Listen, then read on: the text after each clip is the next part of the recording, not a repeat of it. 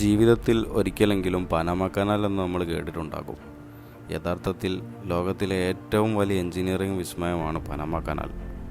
അതിലിപ്പോൾ അത്ഭുതപ്പെടാൻ എന്തിരിക്കുന്നു എന്നായിരിക്കും നിങ്ങളിപ്പോൾ ചിന്തിക്കുന്നത്. പറയാം.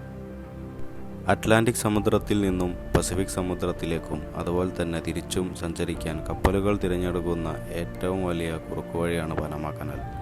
ഈ കനാൽ ഒരൊറ്റ തവണ കടക്കുന്നതിന് കപ്പലുകൾ കോടിയിലധികം രൂപയാണ് ടോളായി നൽകേണ്ടത്.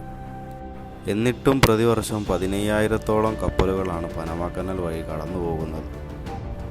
അതായത് പ്രതിദിനം 40ഓളം കപ്പലുകൾ. കഴിഞ്ഞ വർഷം മാത്രം 20,000 കോടി രൂപയാണ് ടോൾ മാത്രമായി ലഭിച്ചിട്ടുള്ളത് എന്നാണ് കണക്കുകൾ.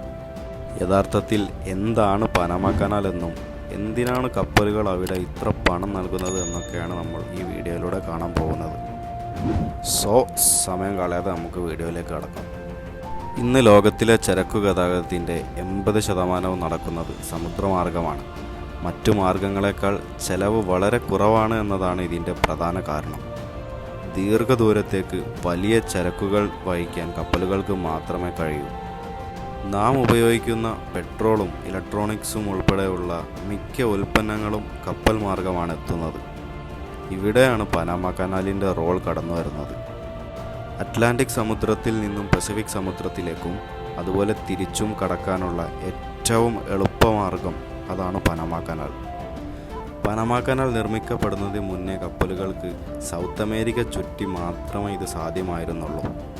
ഇരു സമുദ്രങ്ങളെയും ബന്ധിപ്പിക്കാനുള്ള ഒരു കുറുക്കുവഴിയെക്കുറിച്ച് പലരും ചിന്തിച്ചിരുന്നെങ്കിലും ഫ്രഞ്ച് നയതന്ത്രജ്ഞനായ ഫെർഡിനൻഡ് ലെസബ്സ് ആയിരുന്നു ഇതിനായി ആദ്യം മുൻകൈ എടുത്തത്.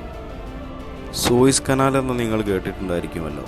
പനാമ കനാൽ പോലെയുള്ള ഈ സൂയിസ് കനാലിൻ്റെ വിജയകരമായ നിർമ്മാണത്തിനും ചുക്കാൻ പിടിച്ചത് ഇദ്ദേഹമായിരുന്നു. സൂയിസ് കനാൽ പോലെ സമുദ്രനിരത്തിൽ നിലകൊള്ളുന്ന മറ്റൊരു കനാൽ നിർമ്മിക്കാനായിരുന്നു ഇദ്ദേഹത്തിൻ്റെ ശ്രമം. എന്നാൽ ഘോരവനത്തിൽ മല തുരന്ന് അത്തരമൊരു കനാൽ നിർമ്മിക്കുന്നത് അത്ര എളുപ്പമായിരുന്നില്ല. 14 വർഷത്തെ ശ്രമത്തിന് ശേഷവും പദ്ധതി എവിടെയും എത്താത്തതോടെ ആ ശ്രമം ഉപേക്ഷിക്കേണ്ടി വന്നു. അപ്പോഴേക്കും അസുഖങ്ങൾ ബാധിച്ചും മണ്ണിടിച്ചിലിലും 21,000 തൊഴിലാളികളാണ് മരിച്ചു വീണത്. എന്നാൽ അക്കാലത്തെ വളർന്നു വരുന്ന ഒരു സാമ്പത്തിക ശക്തിയായിരുന്നു അമേരിക്ക.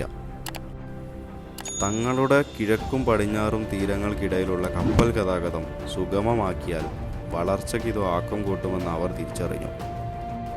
അങ്ങനെ പനാമ കനാലിലെ സാധ്യത മനസ്സിലാക്കിയ അവർ ഫ്രാൻസ് ഉപേക്ഷിച്ച പദ്ധതി ഏറ്റെടുത്ത് പൂർത്തീകരിക്കാൻ തീരുമാനിച്ചു. എന്നാൽ തന്ത്രപ്രധാനമായ ഈ ജലപാതയുടെ നിയന്ത്രണം തങ്ങളുടെ കൈവശമായിരിക്കണമെന്നും അവർ ആഗ്രഹിച്ചിരുന്നു.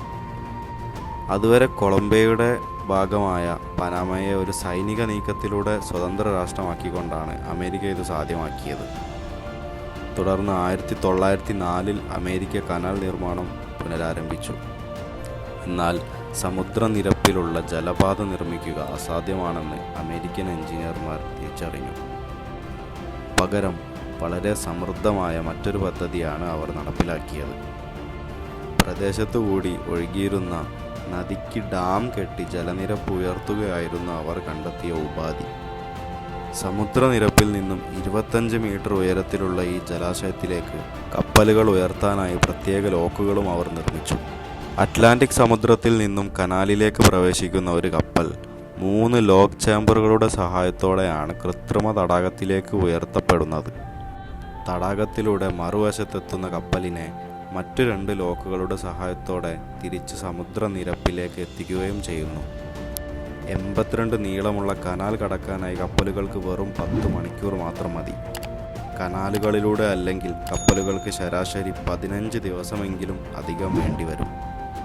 ഇത്രയും ദിവസത്തെ ഇന്ധന ചെലവും ജീവനക്കാരുടെ ശമ്പളം ഉൾപ്പെടെ കപ്പലിൻ്റെ ചാർട്ടേഡ് ഫീയും കണക്കിലെടുത്താൽ വൻ തുകയാണ് വരിക. ഈ തുകയുടെ ഒരു അംശം മാത്രമാണ് പനാമ കനാലിൽ നൽകേണ്ട ടോൾ.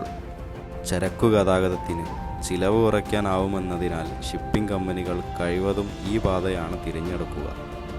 എന്നാൽ ചരക്കു കപ്പലുകൾക്ക് പുറമെ ക്രൂയിസ് കപ്പലുകളും യുദ്ധക്കപ്പലുകളും വരെ ഈ പാതയിലൂടെ കടന്നു പോകാറുണ്ട്. കപ്പലുകളുടെ ലോഡ്, വലുപ്പം എന്നതിനനുസരിച്ചാണ് ടോൾ നിശ്ചയിക്കുന്നത്. ഏകദേശം 6 മുതൽ 8 കോടിക്കടുത്ത് വരും ടോൾ. ലോകത്തിലെ ഏറ്റവും വലിയ എഞ്ചിനീയറിംഗ് അത്ഭുതമാണ് പനാമ കനാൽ എന്നതിൽ സംശയമില്ല. അപ്പം ഇതാണ് നമ്മുടെ ഇന്നത്തെ വീഡിയോ. ഈ വീഡിയോ ഇഷ്ടപ്പെട്ട എല്ലാവരും ലൈക്കും സബ്സ്ക്രൈബും ഒക്കെ ചെയ്യുക. പിന്നെ ഇങ്ങനത്തെ വീഡിയോസ് കാണാൻ ഇഷ്ടമുള്ളവർക്ക് ഈ വീഡിയോ ഷെയർ ചെയ്യാനും മറക്കരുത്. അപ്പം താങ്ക്സ്.